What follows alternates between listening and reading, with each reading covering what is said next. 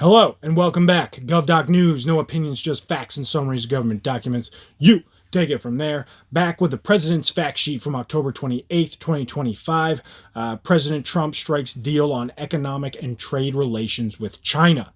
All right, so here we have some movement on the China-U.S. trade relationship that has been interesting of late, to say the least. So, what do we got?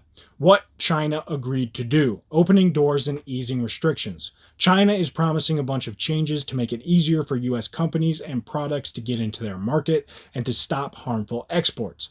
They will be stopping fentanyl precursors. Fentanyl is a super strong painkiller that has become a huge problem in the US because it's linked to a lot of overdoses.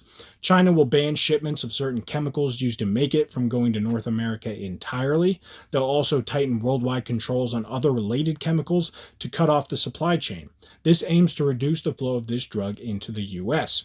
Lifting controls on rare earth elements and critical minerals. These are special metals and materials, which we've talked about a lot recently, that are essential for making things like smartphones, electric cars, military gear, batteries, etc. China controls a lot of the world's supply of these materials.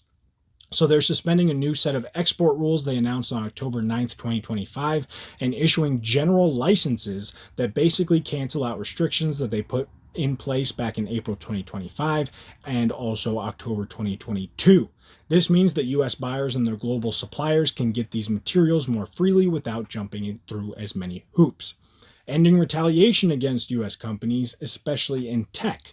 Since March 4th, 2025, China had added extra tariffs and other barriers on U.S. goods and firms in response to U.S. actions. They're now suspending all those tariffs on a wide range of American agricultural products like chicken, wheat, corn, cotton, sorghum, soybeans, pork, beef, fish, seafood, fruits, veggies, and dairy.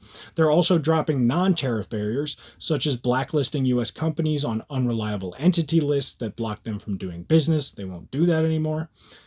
Plus, they'll end investigations into U.S. semiconductor companies for things like antitrust or dumping, selling too cheap. They'll also lift sanctions on U.S. shipping companies tied to a U.S. probe into China's shipbuilding dominance.